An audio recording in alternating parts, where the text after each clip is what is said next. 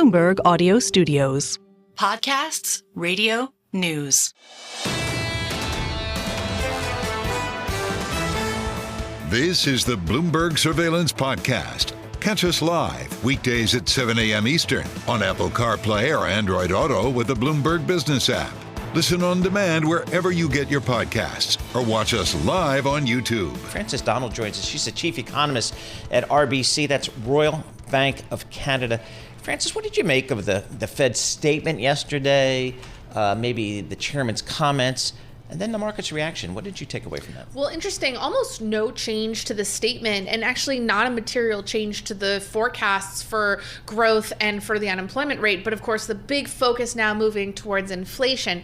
And it just struck me as very interesting that, yes, we've had some minor surprises to the upside with inflation in the past few months, but that was a really big move and a big change in policy outlook off of the data that we've seen. I could have maybe seen a slight change in tone or maybe taking out one of those cuts for next year. But this is really a Federal Reserve that, even though they say they're not incorporating the effect of Trump policies, or some of them are, but some of them are not, is absolutely internalizing what they expect to come next. It is in their psyche, it is in their biases. They are afraid of inflation. And Powell, while trying to speak out of both sides of his mouth, really gave the impression that the Fed is focused on what those CPI, PCE numbers are going to look like, and therefore that's what the market will be focused on. And you're hinting at how Powell was talking about during the press conference, how there were some officials, not all of them would identify that, but that there was policy uncertainty, especially when they're thinking about the trajectory of when it came to inflation, starting to incorporate that in their dots and their outlooks for 2025 and the years ahead. And obviously, Powell isn't going to address kind of the elephant in the room when you're thinking about the plans for fiscal side of that, but they're going to focus on what's going on with the economy and inflation. So how do you think the Fed moves forward? Because when you think back to even the last admitted time Trump was in an office, it's not really the same type of playbook, because the Fed's trajectory with rates was in a very different spot as the economy was, and that was well ahead of what happened with COVID. Well, back in 2018, a scary inflation would be like 3%. Right. That would have been, for many folks, that would have been some of the highest inflation that they had seen. That would be enough to spook bond markets. Now, of course, we're old hat at 3%. It's not so terrifying. But the American people have gone through, for many of them, the largest price level shock that they've experienced in their entire lives. And prices are over 30% higher than they were when Trump first took office. So that the ability to withstand and take higher prices is going to be much lower for households, for businesses, and also for the Federal Reserve. You mentioned fiscal. I think this is really key. I think we're still, consensus economists and markets, underappreciating how massive fiscal spending has been in the United States and how much it has complicated the Federal Reserve's job. So they talked a lot about what neutral is yesterday, but then they talked about maybe short-term neutral and long-term neutral. And to me, that was a nod to just how big fiscal spending has supported growth. And we've seen it today in some upward revisions. If we get a pullback in fiscal spending or an acceleration in fiscal spending, that is a huge input into the Federal Reserve, probably more important than just tariffs alone, which they've said they can look through to a certain extent. So can you just define for me how you define neutral rate? And how's that changing over time? So generally, the textbook definition is the rate that is neither tightening nor easing on the economy. We don't know what it is, and actually we have even less visibility into it right now because of a few factors. One, of course, is how big government spending is, and counter-cyclical government spending. The other is that we know there's a tremendous unevenness that exists underlying this economy. So even though on the surface the economy looks good, it's actually doing real bad for manufacturers. Housing is really struggling in low-income Americans. So their neutral rate is going to be different than the neutral rate for the whole economy. And then underlying the surface, we have this AI and productivity boom, which is probably meaning that the economy can grow sustainably higher from where it was. So there's short-term factors and long-term factors. How has my thinking changed on that? Well, the uncertainty around neutral is much larger.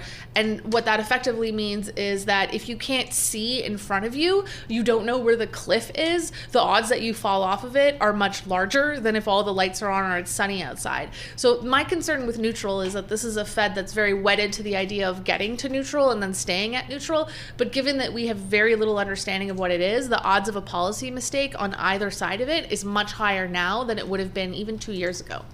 And you were bringing up sort of the dynamic because when we're looking at, say, data that's coming out, I mean, we just got an update on third quarter GDP coming in revised higher at 3.1%. Obviously, we'll have another update on the Fed's preferred gauge for inflation tomorrow with PCE, but we think a lot about the rate of change when you're looking at the month-over-month or year-over-year figures. But when you're going to the grocery store, a lot of people obviously are thinking about price levels, what they were spending and paying for things before COVID, obviously, versus now, those kind of psychological impacts. How long do you think it'll take before, how many years could it take before that kind of shakes out? Because there's a very disconnect there for people. I think this is generational inflation trauma. I think when we hear, when I work with folks who talk to me about the 1970s and how that framed their entire perspective on markets, I mean, prices are up 20% in just 4 years. It is phenomenal inflation that we never expected to see and many didn't believe could occur. But more problematically, it's coming from sources that are not interest rate sensitive to the same extent. And that complicates the Fed's job because they can hike interest rates all they want. It's not going to solve geopolitical fragility. It's not going to make it rain in Brazil when there's droughts that occur. So it isn't just inflation. It isn't just the price level shock. It's the nature of how inflation is changing that I think is particularly problematic. But Chair Powell did mention this, and I think this is really important, that there's a difference between high prices and high inflation. The side point to that too is inflation is problematic when it doesn't come with wage growth. So if prices are more, if things cost more but you're making a lot more money, it's not going to bother you as much. So inflation really started to be something we're talking about a lot more, really much more in the last 12 to 24 months when wage growth started to decline versus in the first stage when we had checks going out and wage growth was accelerating and the labor market was tight. So when I think about inflation, when I think about the neutral rates, I'm also bringing into the perspective of what is wage growth doing in this environment. Well, I want to ask you too, because the incoming administration has made promises to lower prices, but when you're thinking about the fiscal side of things versus the monetary side, I mean, what real options does an administration have in order to do that, and is that even possible? Well, lower prices would mean deflation. That means CPI that's negative, and we're struggling to get there right now. That might be something that can be achieved in pockets, but just getting down to 2% is really the challenge. Fiscal is going to be such an important component to this story. I've been on this show, I think it was here last month, and talking about how important immigration will be, how immigration actually weighs on our outlook and our concerns about the U.S. economy more than tariffs, which tend to be one-off shocks, and we know how to use them. But this is a government, the U.S. government, if they pull back on spending, they'll be able to create disinflation and help bring it back and allow the Fed to ease more, but it's also going to pull back on growth. So in my mind, it's going to be difficult for the fiscal arm to create disinflation or deflation without also materially reining in GDP. So pick your poison. Yep, exactly. Frances, thank you so much for joining us. Frances Donald, she's the chief economist at RBC based in Montreal, Canada.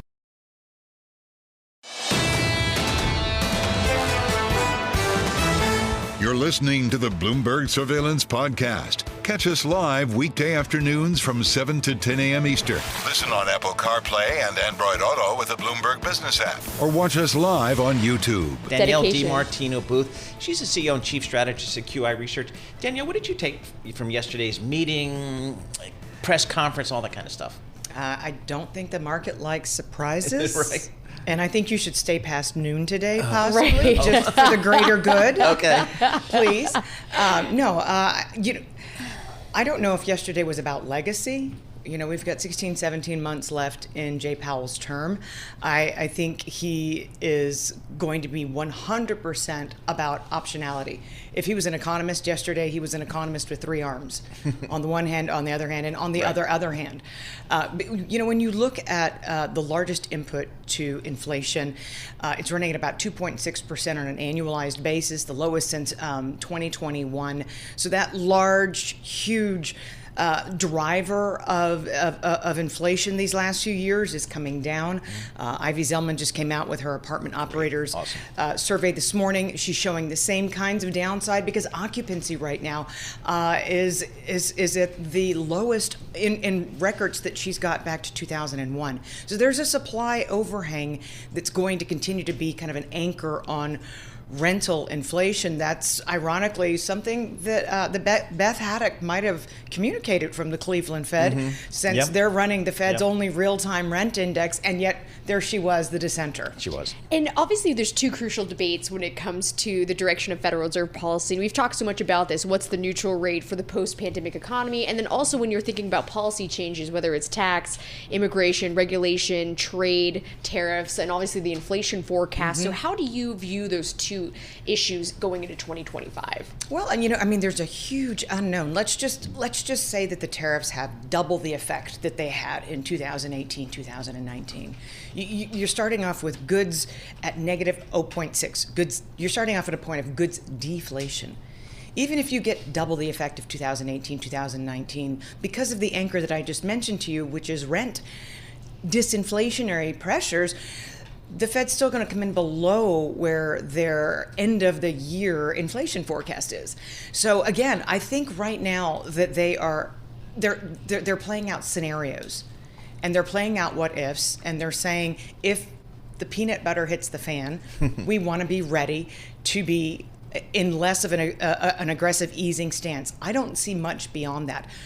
January tends to be a throw the baby out with the bathwater type of month. You tend to see layoff announcements spike. You tend to see bankruptcies lift off of where their current run rate is, which, according to BCY Go, you're at about 20 for the month of December on a run rate basis. You hit 22 in the month of November. That was the second highest in post-pandemic era. So if we continue to just see more of the same, and again, January tends to be a very ugly seasonal month because anything that you've been holding off of, if the holidays didn't lift you up and pull you through, then whether you're the Container Store or Big Lots, you're going to liquidation pretty soon here. So I appreciate the optionality. I was surprised at the magnitude of the surprise to the markets, but maybe he's saying, I'm not going to be the next Arthur Burns, come what may. Yep. Well, you always remind us of this BCY Go function on the terminal, and I always forget it, but it's a great function to show you bankruptcies and the companies and the industries they're in, the assets, the liabilities,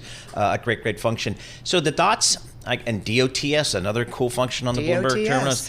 I guess we're kind of going from 4-ish to 2 in terms of rate cuts for next year. Yeah. Is that reasonable from your perspective? According to the terminal end of the dot plot, which you could have driven a Mack truck through, no. I mean, the disparity, 2.4% to 3.9%, 150 basis points of disagreement. Let me tell you, I was inside for 9 years. That's a lot of At the Dallas Fed. At the Dallas Yes. Fed. But I was there for the pre-briefs, I was there for the debriefs. 150 basis points of disparity with 17 members of the Federal Open Market Committee is a lot. And that's how far apart views are on what the terminal rate's going to be.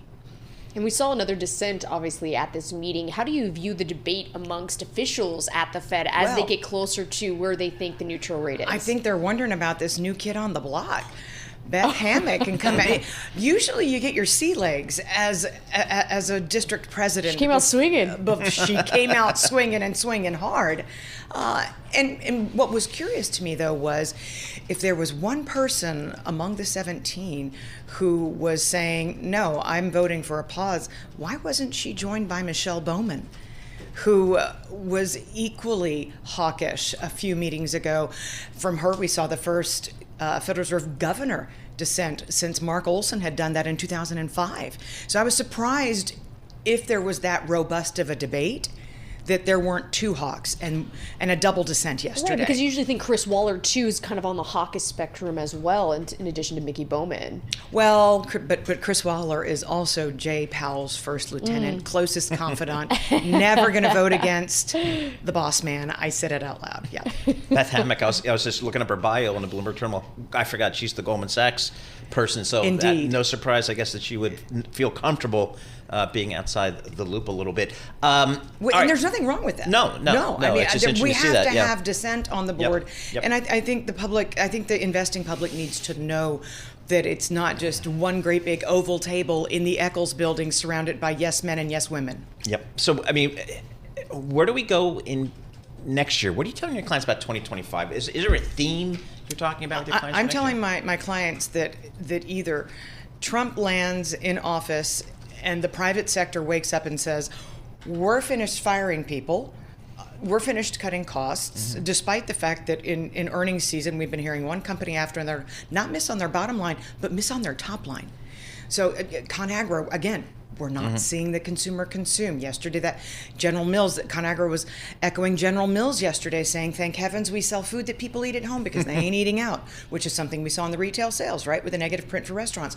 So we're going to have to see a turnaround in the consumer.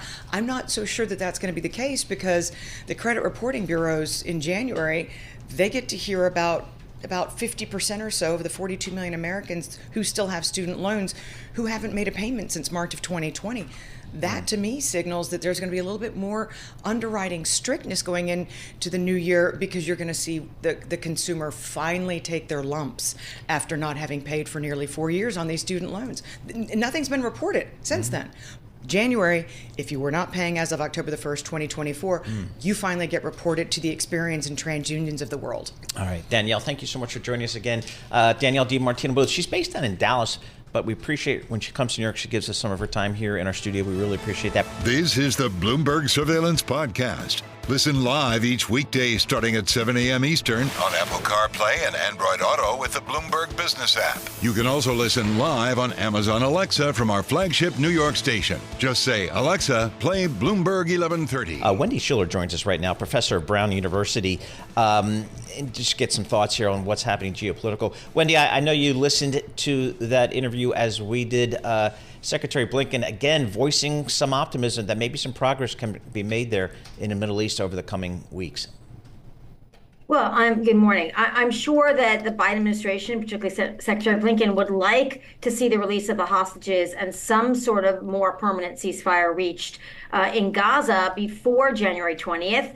Biden's had a pretty rough ending to his presidency, and I think the world would like to see this conflict come to a close and have the hostages released. It's a little reminiscent, although many of us might have been quite young at the time, but for the hostage release in Iran and Ronald Reagan's presidency in 1981.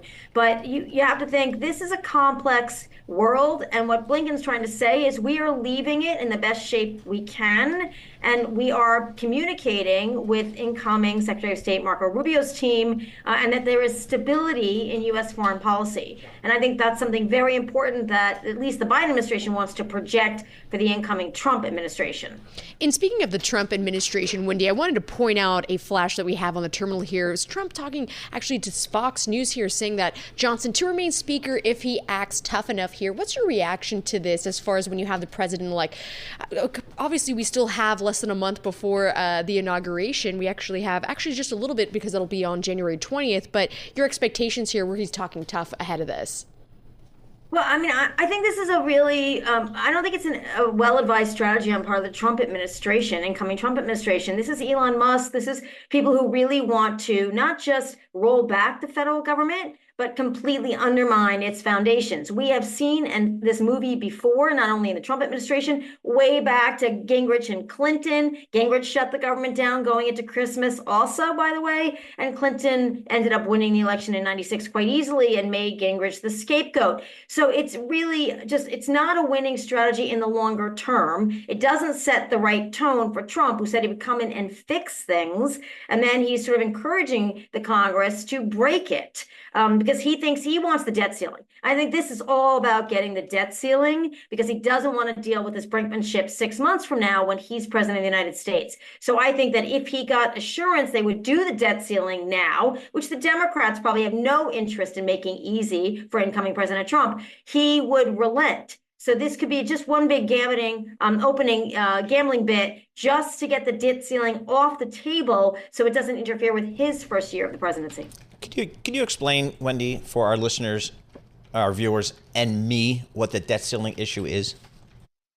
Well, basically, I mean, this is just the amount of money, as many of your listeners already know, that the government can, quote unquote, borrow. That's a complicated set of activities, that borrowing, but one of them is to issue treasury bonds, right? So, and interest rates are falling. So it's a little bit cheaper, although treasury rates obviously vary in some ways that are separate from this, a little bit cheaper to do that if interest rates are coming down. So it's easier to, borrow money. And that's what the government would be doing. The problem is when the government runs out of money, it literally cannot operate. So it's similar to a shutdown, but the legal implications are quite different. So it's really something you don't want to deal with. And the renegade Republicans have made this a difficult task. Even under Trump, they sort of grumbled a lot for a long time, and the debt is growing. And Trump is somehow going to have to face that. So, it's just that he doesn't want to deal with it in the first year because it empowers some of his members with a very slim majority in the House.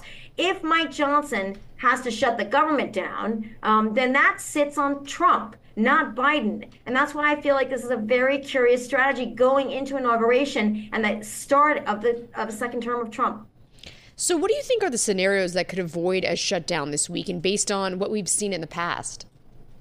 Well, in some ways, I mean, there is a lot of spending in this bill that, as there always is, that you could argue is not vital or necessary. And I think if there's some concession on some of that spending, that gives Trump the opportunity to say he was influential and save face. But ideally, he'd like the debt ceiling extended, so he doesn't want to deal with it. So I don't know if they're willing to do that in 24 hours. But going into the holiday, as it goes along, unless they exempt things, which sometimes they do, like fundamental services, the FAA, for example, for all these people going on vacation, national parks, where people might be planning trips to. We've seen this movie, as I said before, and it doesn't end well for the party that's blamed for the shutdown.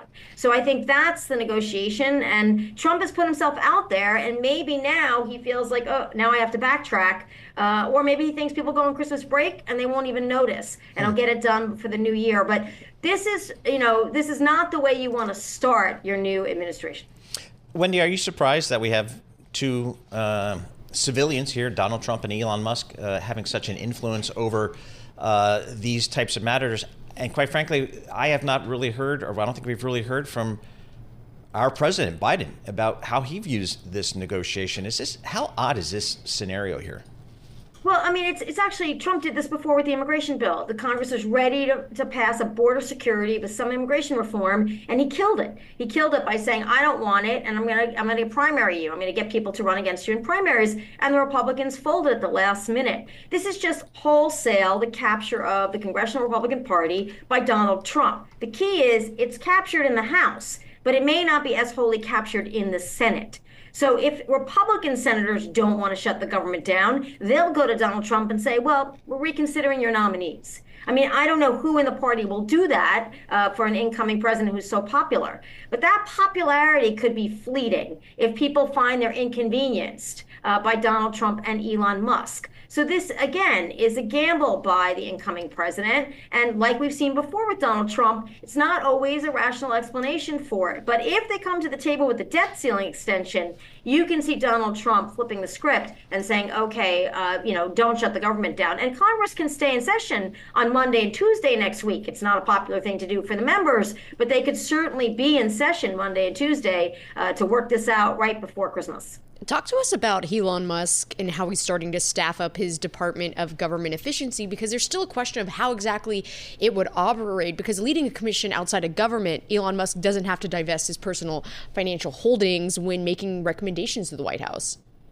Well, this is not a cabinet department, right? We have cabinet departments. They're created by acts of Congress. So I don't know what the legal authority would be, as you suggest, Jess. Like, what actual legal authority would they have? So it'll be a commission. Remember, when Trump came in the first time, he formed a voting commission. He put Chris Kobach in charge of that and demanded information from states about voting records. And states said, yeah, no, we're not going to do that. So it's unclear how effective these recommendations will be without any legal implementation authority. And how long will Donald Trump share the spotlight with Elon Musk? We all have to ask ourselves that. It's Musk, Musk, Musk.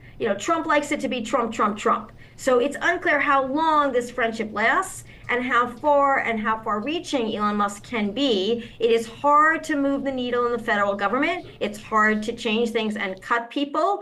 And it will take a while for anything to come to fruition. And we just have to figure out whether the relationship between Trump and Musk withstands that timeline. Wendy, thank you so much for joining us. We always appreciate getting your perspective. Wendy Schiller, professor at Brown University.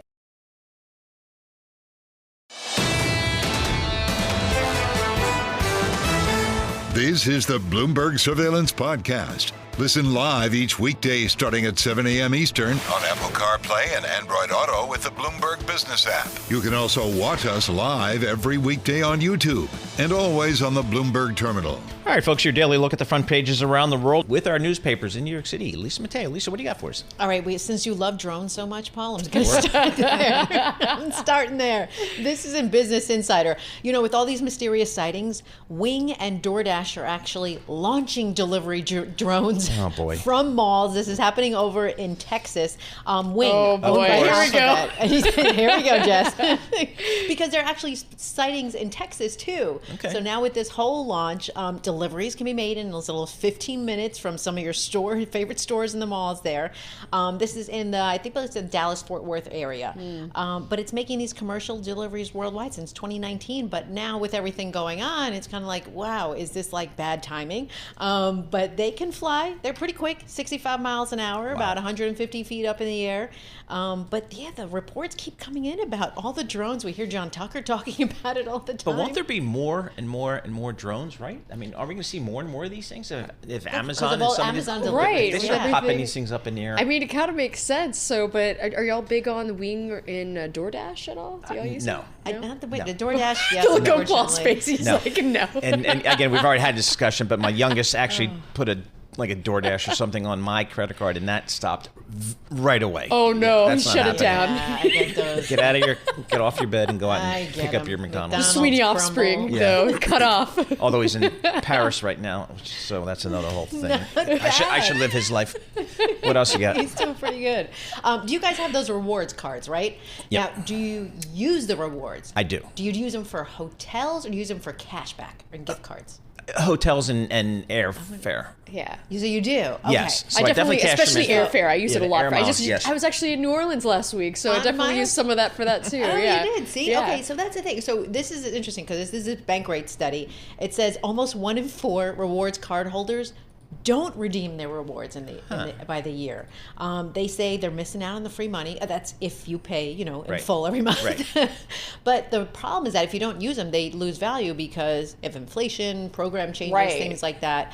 And then you have on the flip side, 3 in 5, 61% use their rewards for cash back. So they like the cash back better. You can get cash back you can redeem points for cash? Yeah, cash back or gift cards. I do have that cash back on one of my cards. So that's I feel like pile that money into some of my retirement I accounts. listen to my kids, and they're very aggressively manage their points, which I never did. Yeah. Well, also, I feel like it's because of the way I can see it in the apps for the banking apps easier. and the credit card apps. So I can just, every day, I'm like, all right, this is what I'm going to do with that money.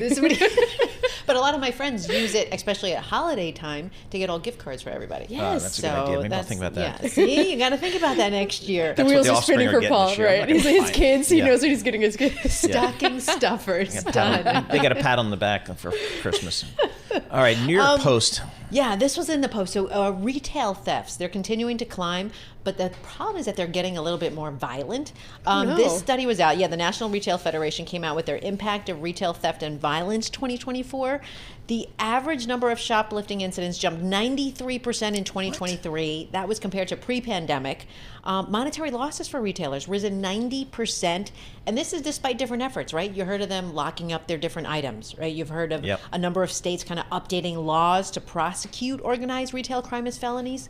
But the NRF vice president telling Fox that a big part of it is because of the organized retail crime groups, and that's why it's getting bigger. But also, it's getting more violent, aggressive. Stores are trying to increase protection for their workers, for customers too, on the same time. Remember, we heard the body cam story about Walmart workers wearing body cams, even TJ Maxx, workers having to wear body cams. So it's an interesting topic, but it's starting to get a little bit worse now. Yeah, I don't know. I mean, it's just I just noticed from the local retailers here around our office, like the CVS or the I was about to the say that they Walgreens, lock up everything. everything. Right. Like toothbrush. So I find myself having to order a lot more things online because then I know, even just trying to track somebody down to try to open it up, I'm like, okay, it's going to take me a half hour. No, so that's a good point. That might push more people to shop online. I didn't think about that. But I guess they have to hire security, I guess. I don't know. Right, and that's security. So they're investing, even employee training, teaching them how to handle workplace violence. It's crazy how things are getting. So here's a new side hustle for you if you live in Utah and you happen to look like Jesus. Nice segue. The Wall Street Journal. Yes, this is from the Journal. Apparently, a growing number of people in the state want Jesus in their pictures. So hiring lookalikes. They're doing it for family portraits, for wedding announcements, for, yes, the Christmas cards, of course. But how much do they charge? You can make $100 to $200 an hour if you look the part, and families, couples, they're doing it. They're going throughout different locations in Utah, taking these pictures. The funny part is that there are some tips from professional photographers who say, if you're doing this with your kids, just keep in mind, if they don't like taking pictures on Santa's lap, they're not going to like sitting on Jesus's lap. And just the interesting one that I found is that finding a model can be tough in Utah because they have high concentrations of Mormons where the men actually have to keep their hair short and they have to shave all the time. So finding someone with the long hair and the beard is kind of tough. But if you do have it, you can make some extra money. Okay, so if you're part of the Church of Latter-day Saints, which is one of the state's largest employers, you're required to shave every day and keep their hair short. Okay, didn't know that. Good for that. So that's tough for the Jesus look, right? Doesn't he have longer hair and a beard? You have to do the long hair and the beard. Okay. But apparently it's going to be a thing, and people are saying, like, when they post pictures, people are always asking, "Hey, where did you get this guy?" Like, and so then it's word of mouth. Gosh, I can see that blowing up on Instagram and social media. Yeah, this one guy said he's been doing it for like a couple years now. It's just how he makes Good it. side hustle. Yes. Remember a year ago when I was officiating weddings and y'all were giving me a hard time about that? Y'all thought it was a side hustle. I was just doing it for friends, but here's another option for people. See, I know. People can do it. All right, very good. That is our newspaper segment with Lisa Mateo. Thank you so much. We appreciate that. This is the Bloomberg Surveillance Podcast, available on Apple, Spotify, and anywhere else you get your podcasts. Listen live each weekday 7 to 10 a.m. Eastern on Bloomberg.com, the iHeartRadio app, TuneIn, and the Bloomberg Business app. You can also watch us live every weekday on YouTube and always on the Bloomberg Terminal.